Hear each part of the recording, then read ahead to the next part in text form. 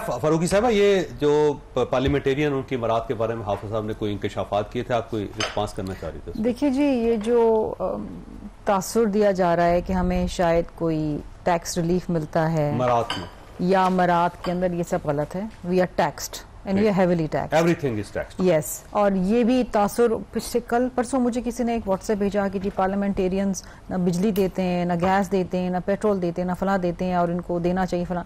ये सब गलत बात है। हम अपने लॉजिस की बिजली भी देते हैं, गैस भी देते हैं, इंटरनेट सर्विस के भी पैसे देते हैं, हर चीज़ देते हैं। और हाँ, अगर कोई पार्लियामेंट्री सेक्रेटरी है तो उसको as per the rule book उसको ऑफ कोर्स मरात मिलती है या कोई स्टैंडिंग कमेटी का चेयरपर्सन है। लेकिन अगर if you are purely an MNA तो यू पे फॉर एवरीथिंग। और again we are the salaried class ना, क्योंकि हमारी सैलरी एट सोर्स डिडक्ट होके आती है। दूसरी इंपॉर्टेंट चीज़ जो बात अभी की गई कि जी जो रिलीफ दिया है सैलरीड क्लास को, that's very very insignificant. 6 lakh से 12 लाख रुपए सालाना की जिसकी तनख्वाह है उसको 2.5% रिलीफ दिया गया है। उस जिस तरह ये बढ़ता जाता है एंड में आके वो जीरो। अब आपका इकोनॉमिक सर्वे ये कह रहा है कि पिछले साल 10 लाख पाकिस्तानियों ने ओवरसीज जॉब्स के लिए अप्लाई किया। ये ब्रेन ड्रेन हो रहा है आपका। ये वो ये these are all those professionals, ये जो आईटी प्रोफेशनल जो महीने के 6 लाख या 10 लाख के लिए कमा रहे थे, अब किसी और के लिए कमा रहे, उनको कोई रिलीफ नहीं मिला। उनकी टैक्स एग्जेम्पशन जीरो है। इसका मतलब ये है कि जो ब्रेन ड्रेन का खतरा आपको है कि जी वो होगी, वो दैट विल कंटिन्यू बिकॉज उनको कोई रिलीफ नहीं मिला। अब क्योंकि इतना शोर हुआ था माजी में कि जी तनख्वाहदार तबके को मार दिया है, उसी पर टैक्स लगाया है, उसी पर लगाया, तो उन्होंने कहा जी एक नेग्लिजिबल चीज़ कर दें ताकि कहने को हो कि जी हमने रिलीफ दिया। हालांकि ऐसा कोई रिलीफ नहीं है। दूसरी चीज़ ये है, अगेन हुकूमत इस वक्त भी तकरीबन कोई 76 ट्रिलियन जो है वो डेट सर्विसिंग के अंदर दे रही है। आपका मेजॉरिटी आपका जो पैसा है वो वहां पर जा रहा है कर्जों की किस्तों में और कर्जों के अंदर और सूद के अंदर। देखिए, इस वक्त गवर्नमेंट को अपने चीज़ें रैशनलाइज करने की ज़रूरत थी। पिछले बजट में पीआईए प्राइवेटाइजेशन पे कहा था कि जी ये पीआईए प्राइवेटाइज होगी तो 32 अरब रुपए आएंगे, वो नहीं हुई। इस दफा भी वादे इरादे कस्में उसके लिए पैसे नहीं रखे, रूजवेल्ट हो जाएगा, फला हो जाएगा, ये हो जाएगा, कुछ भी नहीं होना, ये नहीं होना प्राइवेटाइज। अगर आप इसके ऊपर मुनसर करके अच्छा फिर अगेन पिछले साल एफबीआर का जो टारगेट था उसको वो अचीव नहीं कर पाया। इस साल आपने 19%, हाँ इस साल आपने 19% और बढ़ा दिया और 14 ट्रिलियन के ऊपर ले गए। ये तो ज्यादती है ना। फिर क्या हो, किस तरीके से होगा ये? सही बात है। नहीं साहब, आप ये फरमाइएगा कि कितना टैक्स देते हैं और आपको रिलीफ मिला नहीं साहब? नहीं, देखो हम तो जब अपनी स्टेटमेंट जमा कराते हैं रिटर्न, तो हमारे पास तो जो चीज़ होता है वकील के पास, मैं अभी इलेक्शन के लिए भी कंटेस्ट करने के लिए कागजात जमा करा तो हम तो सारी चीज़ें लिख देते हैं। वकील का तो कोई चीज़ बचती नहीं है।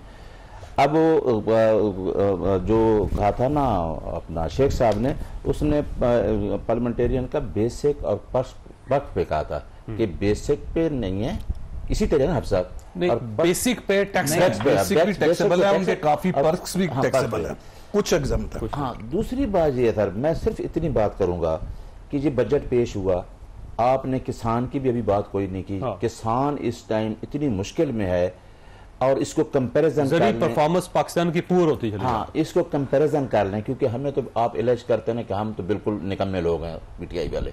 इसको आप कंपैरिजन कर लें इमरान खान की हुकूमत के साथ। यही कन्वेंशन था, मैं उसको अटेंड किया कि किसान कल भी मुझे रोक के कहते हमें इमरान खान से मुलाकात कराई जाए, क्योंकि इमरान खान इंडस्ट्रियलिस्ट नहीं है, न वो जागीरदार है। उसने किसानों को रिलीफ दिया। आज गंदम और शुगर का हाल देखें, क्योंकि मैं भी जमींदार हूं, हमें पता है कि ये शुगर माफिया क्या करता है और ये क्या करते हैं। ये आपने बात नहीं पूछी क्योंकि गवर्नमेंट के लोग तो सामने बैठे हैं।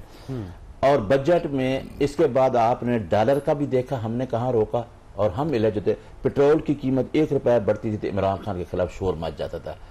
आज आपने वो लोग जो 45 से 50% लोग हैं जो 2 टाइम की रोटी के लिए उनको कहते हैं कि हमें नहीं पता कि हमको शाम को रोटी मिलेगी। देखें जब साहब, हमें सोचना चाहिए। हम जो बैठे हैं जहाँ मीडिया पे, आप भी बैठे हैं, हम उस अवाम की बात करें, 25 करोड़ अवाम की जो इस हालत से गुजर रही है। क्या उनको इस बजट में क्या रिलीफ मिला है? हमने तो कोरोना जैसे हालात में भी मुल्क को चलाया है, ठीक है।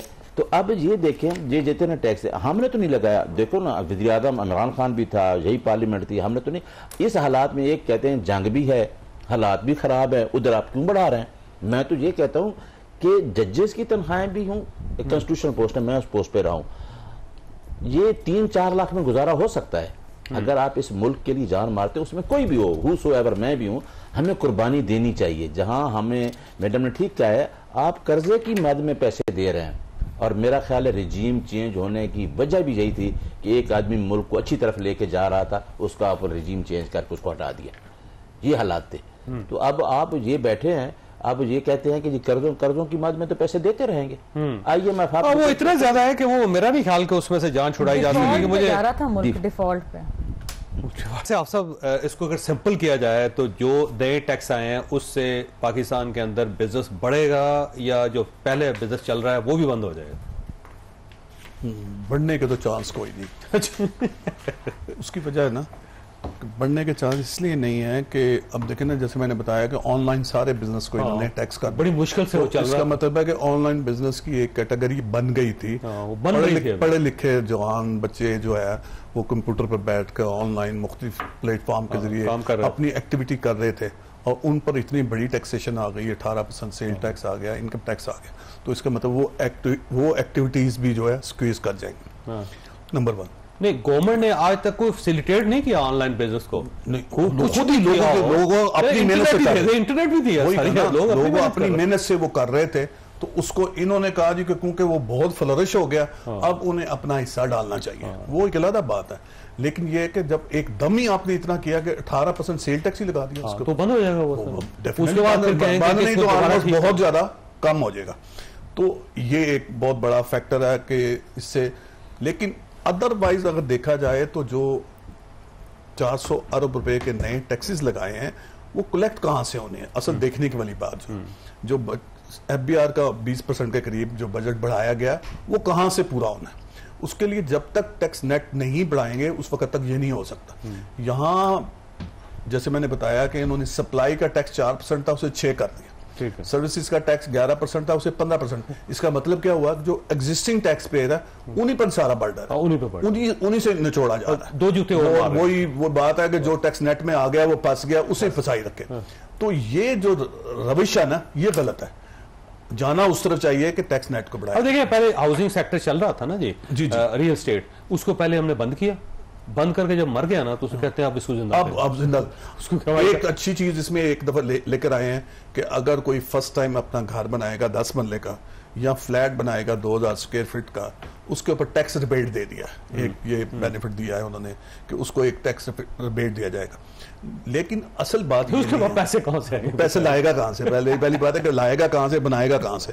तो इस किस्म की छोटी छोटी रिलीफ दी है, लेकिन टैक्सेशन अदरवाइज बढ़ाई गई है, बहुत ज्यादा बढ़ाई गई है, जो कि मैं समझता हूं कि बिजनेस एक्टिविटीज को क्रश करने का बिजनेस ही नहीं होगा तो टैक्स आएगा कहां से। और यही वजह थी कि इस साल भी बजट पूरा नहीं हो सका, इतना ज्यादा 2-3 दफा रिवाइज किया, अभी भी तकरीबन 1000 अरब रुपया अब भी शॉर्ट है टारगेट से, जो कि लगता नहीं इस महीने में कहां से पूरा कर लेंगे।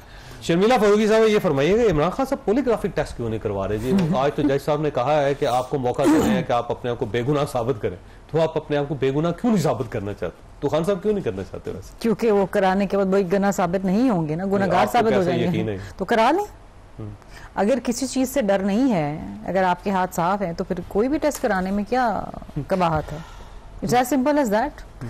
बाकी तो मेरा ख्याल है कि ये बेहतर बता सकेंगे, लेकिन जिस तरह क्लेम किया जाता है, और मुझे याद है आई थिंक किसी जज ने कहा था कि सादिक और अमीन, सुप्रीम कोर्ट ऑफ पाकिस्तान की हिस्ट्री में वाहिद आदमी सर्टिफाइड। तो ये तो सबसे पहले, ये तो मेरा ख्याल है कि पहले अपॉर्चुनिटी में उनको ये करना चाहिए। अच्छा, वैसे ये द फैक्ट कि ही सादिक। देखिए, जब आप झूठे नहीं है, सच्चे हैं, और एक मशीन है जो साबित कर देती है कि वाकई बंदा सच्चा है, तो आप क्यों नहीं जाते उस पर? झूठे वाली तो बात ही नहीं है, ठीक है, मसला खत्म। मैं बताता हूं, मैं ये सवाल पूछता हूं कि आज अगर एक बंदा कन्विक्टेड है अलकादर में, वो कहते हैं जी कन्विक्टेड है, आप उसके केस नहीं सुनते, आप उसका केस बनाते हैं साइफर का, जिससे रिजीम तो 9 मई का केस है ना सर, आप कहते हैं अदालत ने फैसला किया ना, मैं कहता हूं अभी केस रिजीम चेंज किया साइफर की बेस पे, वो साइफर के केस में इमरान खान एक्विटल हो गए,